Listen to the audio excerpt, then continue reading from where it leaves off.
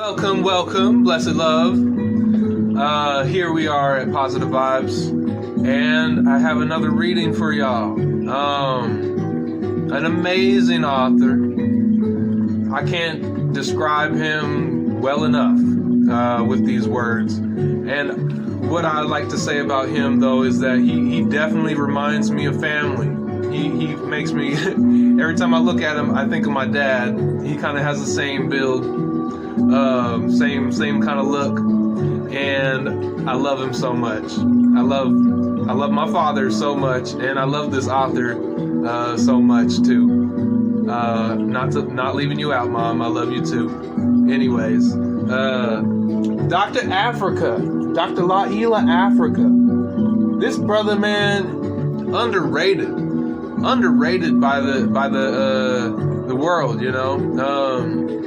As a health practitioner, as a nutritional specialist, as a historian, as man, he's a true God in flesh, you know, just as we all are, you know.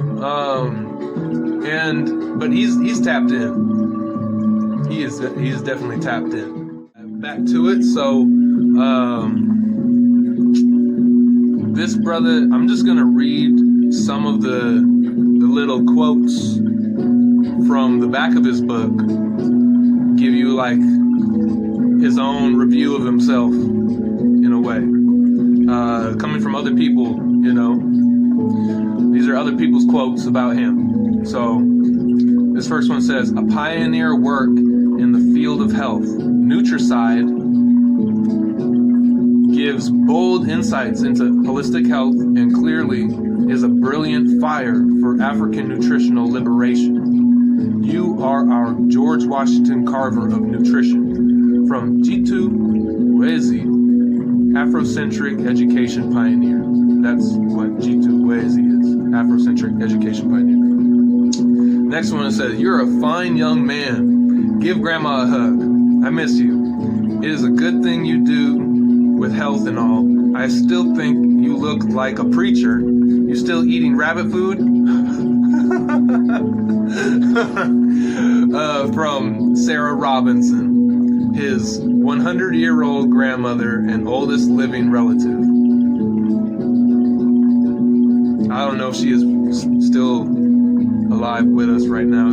As you may know, Dr. Afrika has transitioned. He passed in 2020, and his beautiful family is still doing great works. His queen was there with him all the time. She's a doctor as well, nutritionist, and a naturopathic doctor, you know. So check their website, check their YouTube channel, check Dr. Afrika for sure, you know, look him up. Next one says, it amazes me how you can lecture and remember so many things.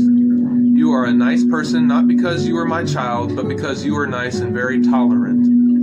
Beatrice Heath Griffin. It says, my mother who died from heart trouble, hypertension, and respiratory disease. Next one says, in the nutrition field, you have a totally different sound from anybody out there. Your black approach is sort of like hearing the jazz music of a Charlie Parker or John Coltrane for the first time. You hear them play music that is so far advanced, you say to yourself, what is this? But once you really hear the music in you, you really like their music because it is really a black thing and totally honest. Robert Nevels, my friend who died from high blood pressure and cancer. Next says, they got me and they're looking for you. My Uncle Harold died from diabetes and other complications. Next quote says, your people will never accept you. Either your genius will destroy you, or your people will. Adolf Herring, a white racist physiology professor. So he has that one as the last quote. This man is great. I love him. I truly got love for this man. So here we go. I'm gonna read one. I'm gonna try not to, because it's a lengthy kind of section. Not too long, but. In the book, Nutricide is about sugar and spice, but not very nice. And then in parentheses it says aspartame equals Nutricide and equal. It's about aspartame.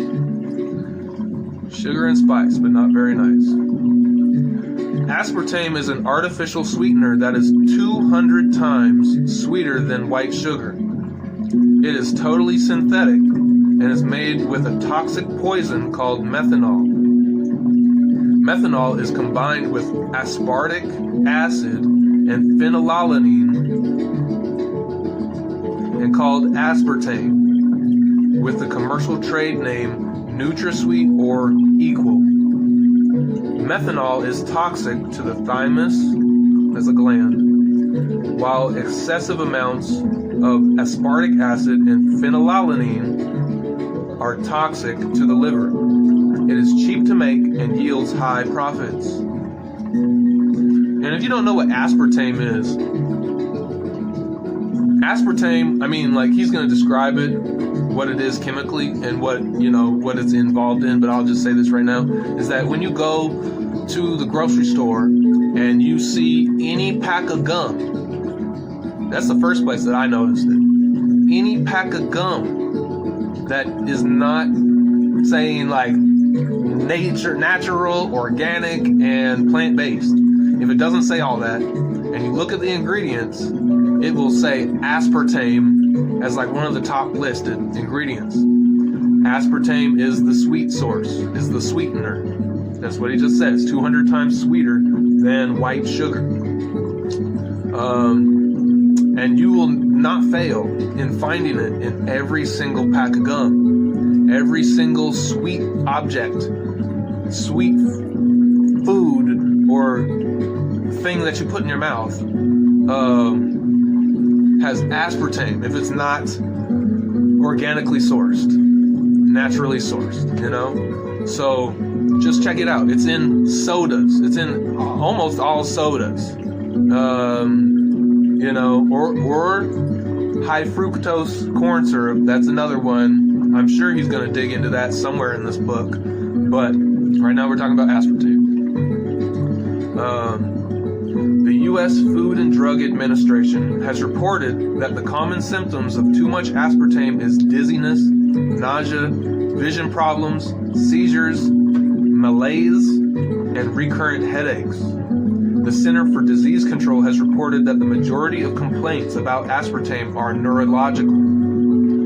Canada, one of the first countries to use it, has noted that aspartame causes menstruation problems, mood swings, numbness, and migraine headaches, especially among teenagers. They discontinued its consumption for 10 days, and the teenagers' migraine headaches, numbness, and mood swings and other symptoms cleared up. Children are not tested for toxic levels of aspartame, nor are the secondary effects or permanently damaging effects known. Aspartame is a sweet way to use children as laboratory test animals for the economic profits of Caucasian business. Aspartame can be found in diet foods, right? As well as the following products. Chewing gum, the first one. Wine coolers, sodas, instant tea, milkshake mixes, yogurt, drugs, laxatives, cocoa mixes, cereals, candy, cake, instant breakfast, frozen desserts, gelatin desserts, breath mints, juice drinks, toppings, multivitamins, milk, instant coffee, and most foods that say sugar-free. Aspartame, because it's not a sugar. It's not sugar. It's sweeter than sugar, but it's not sugar, and it'll mess you up worse than the white sugar. The white sugar's not good anyway, but neither is this. So aspartame is used in carbonated sodas in order to use the word diet on the label. The word diet on the label actually indicates that the soda is part of a diet. It is never specified on the label whether the word diet refers to a junk food diet, a vegetation diet, or weight loss diet. The consumer assumes that the word diet means a weight loss food. Aspartame and other synthetic sugars have never been scientifically proven to cause weight loss. In aspartame diet sodas and all sodas, the carbon dioxide used to make carbonated soda is a poisonous gas. The body exhales toxic carbon dioxide in order to get rid of it. The consumer ironically buys trace amounts of carbon dioxide and drinks it in carbonated sodas. This is against good health. Carbonated sodas demineralize the body and cause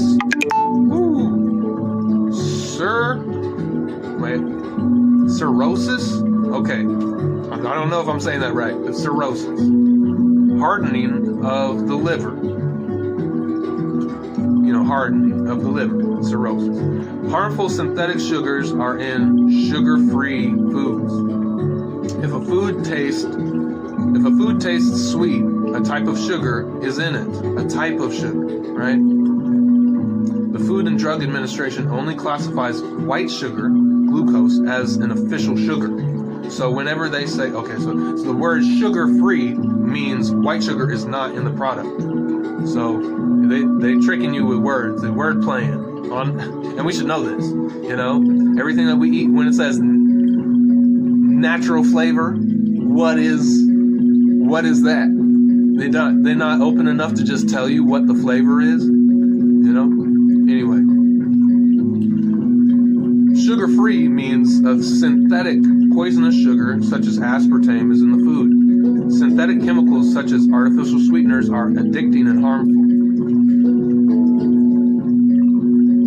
The aspartame users have moved from sugar addiction to aspartame addiction. They never get treated for the sugar addiction or sweets addiction. Sweet addiction, aspartame or white sugar, doubles the disease-causing effects when combined with bleached white flour, polished rice or white rice, salt, saturated fats, animal flesh, and high cholesterol. Heart disease, diabetes, varicose veins, senility,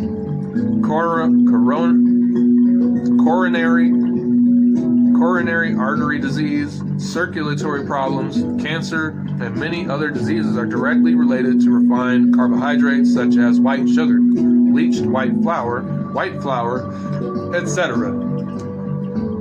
It was not until they were added to the traditional saturated fat and high cholesterol diet of Caucasians did these diseases arise. When aspartame is added to the combination of saturated fats, high cholesterol, salt, and hidden white sugar in junk foods, the health problems will increase.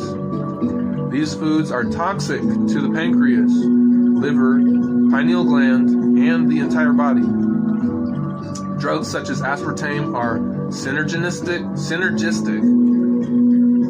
enhancers to other synthetic chemicals and synthetic junk foods. So they work together to poison you. They may spice up bland food and give a sugar taste to them, but they are not very nice to the health of the body. Books that can reveal more information on the subject are Sugar Blues by William Duffy, Natural Health, Sugar, and the Criminal Mind by J.A. Rodale, Body, Mind, and Sugar by E. Abrahamson, and A. Pizzette, last one, Body, Mind, and Sugar by E. Abrahamson and A. Pizzette, and Killer Salt by Marietta Whittlesey. Some names there.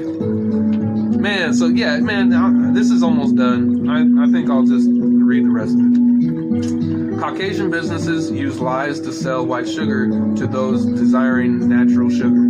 For example, brown sugar is usually white sugar with caramel color sprayed on it. Natural raw cane sugar sold in health food stores is white sugar with caramel color. There are other harmful sweeteners such as corn syrup, fructose, sucrose, dextrose, honey, etc. As a result of sugar consumption, over 50% of Americans are hypoglycemic and diabetic, while the remainder are pre-diabetic. The only true safe sugars are those found within the raw vegetable or fruit. Herb stevia is a natural sweetener. For those who want a fairly safe sugar, grains such as malt, rice, or barley syrup would be best. They are used slowly by the body and are less toxic to the pancreas. The commercial health foods are loaded with sugars and toxins, as well as combined with other foods improperly. There is a large junk health food variety of sugary sweet foods. The problem with junk health food is that deceptive, misguided words such as natural are used, right? A few wholesome ingredients are mixed with brown sugar, corn syrup, aspartame, salt, toxic, hydrogenated oils, and processed foods. These foods start out being natural but are gradually converted to junk. The Caucasian health movements usually ruin themselves because they are part of the Caucasian mentality. Salad dressings are junk, and another form of liquid sugar equally dangerous. Okay, so then he goes into sweet and low ingredients. Not good. Calcium saccharin and calcium silicate, cream of tartar. Oh, those are the ingredients. It's sweet and low. Okay, then it goes into aspartame.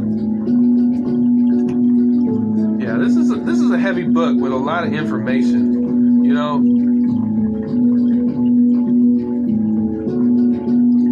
there's so much for us to dig through, and I think that the brother, man, he's just like, you know, if you've heard of Dr. Sebi, you should definitely know Dr. Afrika. I mean, compare the two, you know, not in a competitive sense, but definitely both have something to offer.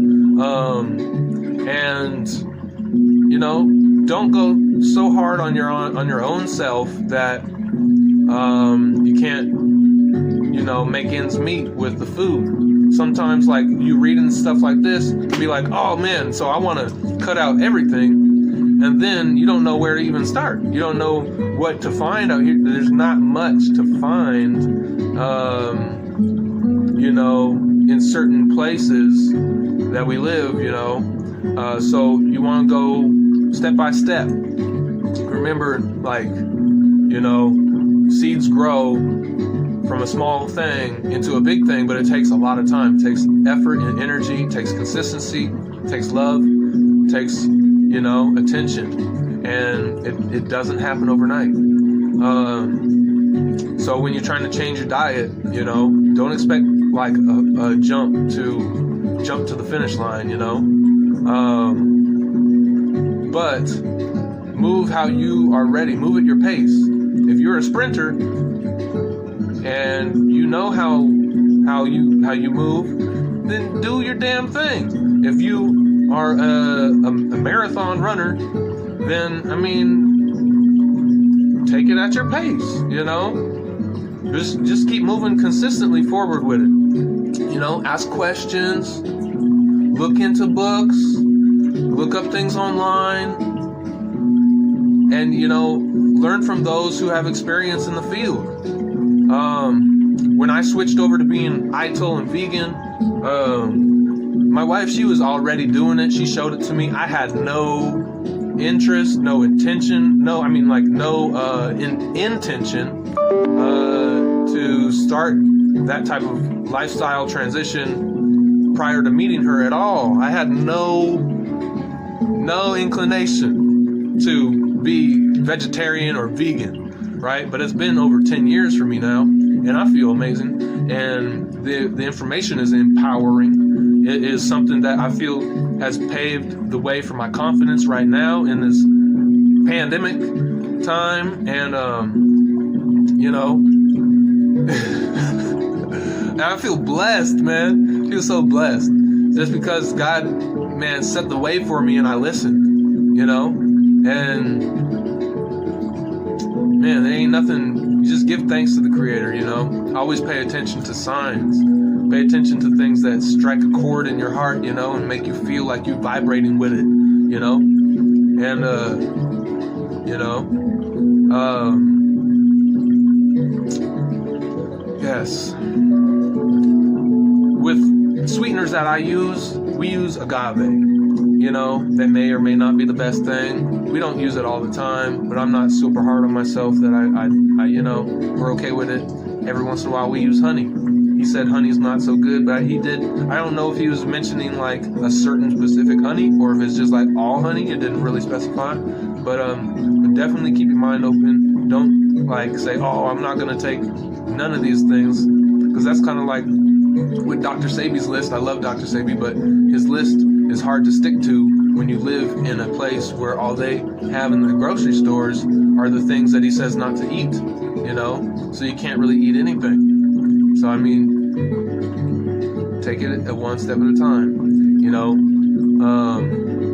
and remember that, you know, one step of progress, it may not be the final destination, but it's progress, you know, and look at it like that. And eventually we can get to a place where we're growing our own food, farming, and we're in the business of, you know, reproducing it and selling it and consuming it. And you can, you know, bet your life savings that it will all, you know, pay off in the end. So much love, peace, appreciation to y'all. We got some business to attend to.